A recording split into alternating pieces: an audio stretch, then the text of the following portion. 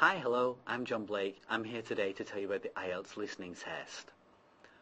I want to talk about 5 different aspects. Let me begin with the format of the test. I'll move on to the tasks that you're asked to do. Then I'll give you some specific examples. The last 2 sections are basically about advice. Part 4, I'm going to be talking about general advice for listening, and the 5th section will be some specific advice on the test itself, kind of the test tips. Okay, let's begin with the format of the test. Essentially, the test is dictated by a cassette. The cassette lasts 30 minutes, which is the time of the test. However, you're not listening actively for the whole 30 minutes, which is good because you'd probably miss information. The test itself is divided into 4 sections. Each section has 10 questions. So you've got 10, 10, 10, 10. I guess that makes 40 questions. Apparently, as far as we know, each question is worth 1 mark, so that will give a total of 40 marks. There is no one section which is more important than the other sections. So basically, you have to do well in each section rather than focusing on one target section. You're given time within the 30 minutes to do other tasks. For example, reading the questions. Time is built in for you to do that. Then, of course, you do the listening. Time is built in for you to write down your answers. And finally, you're given time to transfer your answers to the answer sheet. Don't forget, when you transfer your answers, do it carefully. If you've got the right answer in your notes, but unluckily you transfer it and put the wrong answer on the answer sheet, you get no credit for it. You could be lucky. I guess you could have the wrong answer in your notes and somehow transfer and get the right answer on the answer sheet. But I don't think it's going to happen. Take care, transfer your answers correctly. Okay, let's move on to the tasks themselves. Here I need to tell you 3 different things. The first is the kind of task that you get. Basically, Ielts is rather boring in some ways. They ask you very similar things. They'll give you multiple choice questions. Choose either answer A, B, C or D. They'll give you a sentence and you have to complete the last few words. For example, today I went to the... and then you're going to have to put in a place, we guess. They'll give you a table, but it's not complete, so you have to finish the table. Or a chart, and you have to put some remaining touches on the chart. It could be a plan of a room, and you have to label the items within the room. You could be given a sets of words, and you have to classify them according to what people say. Or it could be a matching exercise. You won't get all of these tasks, but you're likely to get some of the tasks. Okay, the second part is the actual content of each section. As I said before, we have 4 sections. The first section is basically an informal conversation. The second section is one person talking about a non-academic subject. The third section becomes more academic. You'll have up to 4 people chatting about a topic which could be either academic or at least course related. The fourth section is a lecture, a university-style lecture. So if you're a university student and you've listened to the lectures in English and understood them, that should be good for you. Okay, how about the questions that you're asked? The first part, it tends to be you're asked to fill in information. It could be you have the room plan and you want to fill in words on the room plan. It could be completing a table. For the other 3 sections, it's more likely that you're given a blank and you have to fill in words or numbers in the blank. Don't forget, there's a standard rubric. If you fill in the words, they ask you to fill in not more than 3 words. I think the word is up to a maximum of 3 words. Don't put 4 because your answer will automatically be marked wrong. 1 word's great, 2 words great, 3's okay, 4, you're wrong, 5, you're wrong, 6, don't even think about it. If, however, the answer is a number, you can simply fill in the complete number. If it's a number, don't write 1,200, simply write 1, 1. Oh, that's not right. Simply write 1200. Okay. Okay, in this part, let me give you some examples of questions that you may be asked. Of course, these aren't taken from Ielts papers, because they won't give them to us. We just created these examples. Have a look at the first one. The first one says, in the mornings, the student teachers will... Okay, we've got to try to guess the missing words. Now, we don't know exactly what they are, but we can probably predict the parts of speech. Will, it should be followed by a verb, so we know it's a verb form.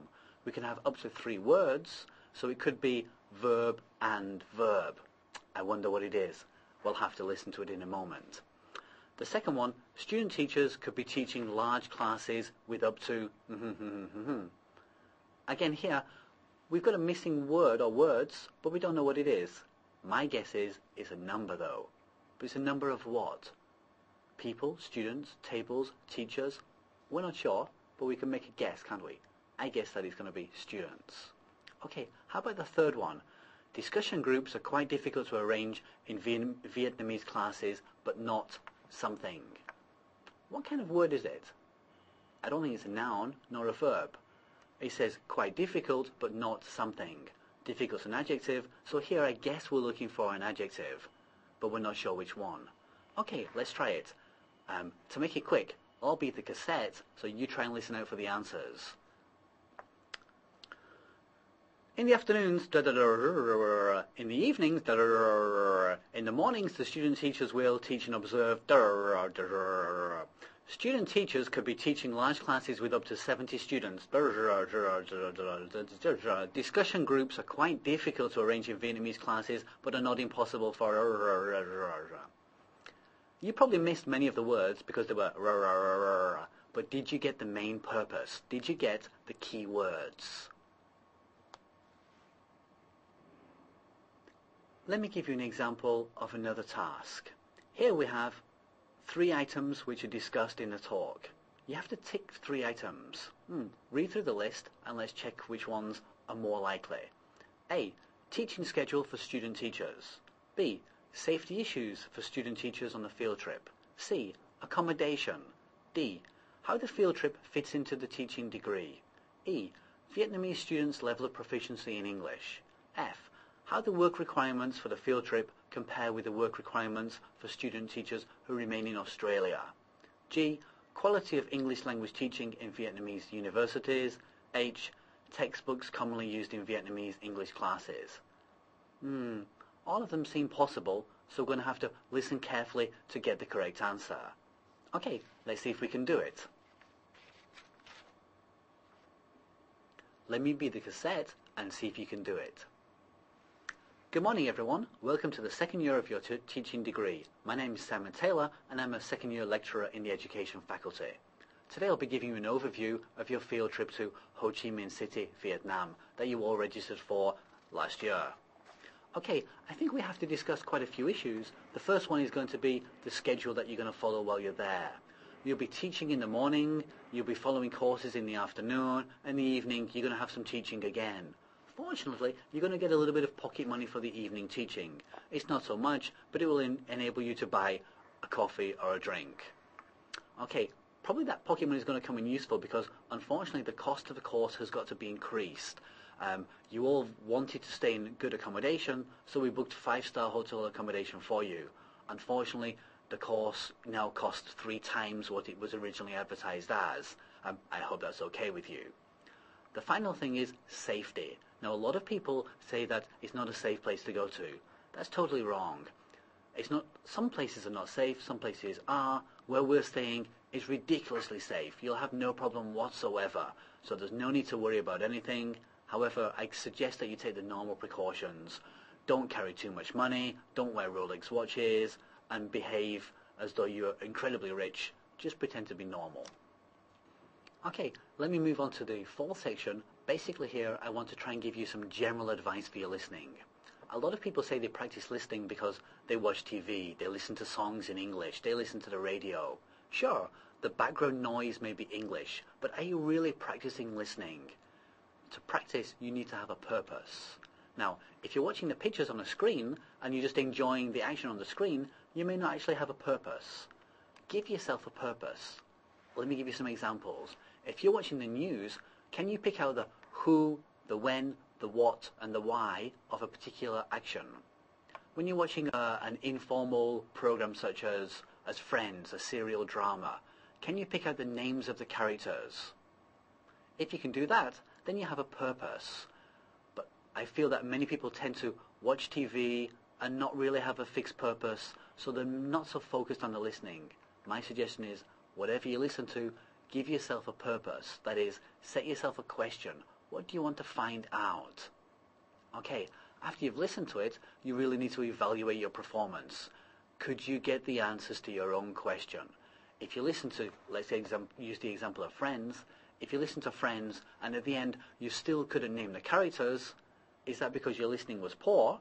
Is that because you missed the words? Is that because the words weren't mentioned?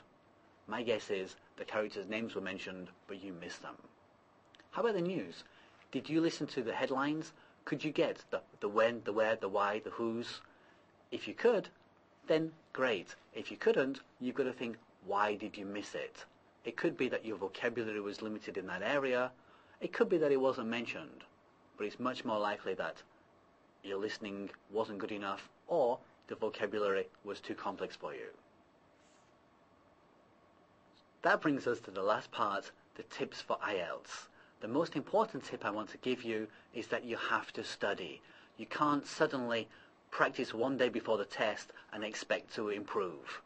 You need to follow a course of study so that you've got the best preparation possible. There are a number of books available on the market that can actually help you with that. Now, I'm not trying to publicize the book so much, I'm just trying to give you an idea that there are many books out there that you can follow. You don't have to particularly buy them because you can come to the SIL in PolyU and use them there, providing you're a PolyU student. Okay, let me give you some examples. Here's one book, another one, oh, and a final one, and I guess there are hundreds more available. Other things you can do, you can actually practice some past papers which are available. Now, these are in book format now, but they give you a very good idea about what the test is actually going to be like. So, preparation, that's the key thing. Okay, let me move on to some more specific tips for the test itself. 1. You need to know the format of the test. Do you already know it? 4 sections. Each section has got different purposes, different types of questions. If you can't remember them, rewind this and listen again. Don't forget, 3 words. Many of the blanks require you to fill in up to a maximum of 3 words. If you fill in 4, automatically it will be marked wrong. Next one, read the instruction carefully. It's easy for me to say that, but it's actually very difficult for people to do. They tend to rush into the question, and sometimes the instruction is key, and you may answer completely wrongly. So please double check the question's instruction. Next part, the question itself. Once you've read the question, had a skim through the rubrics and all the information, then you can make your best possible prediction about what the answer is going to be. Now, maybe you can't guess the exact word, but you can probably guess the type of word, whether it's a noun, an adjective, some sort of phrase. So this will really help you focus when you listen. Don't forget, you're only going to listen to it once. You can't take a chance of missing it. So try to predict the kind of word you're listening for. Ideally, even predict the particular words. If you can predict it, it's much easier to listen to it. Okay, and I guess the last point I want to mention is you only need to focus on the answer. The cassette's quite long. It'll have many words that you don't understand. Many words are going to be unclear just like that, but it doesn't matter. You need to listen only for the answer. So for the parts that you don't get, don't worry about it. Just focus on the answer itself. Okay, good luck with your test.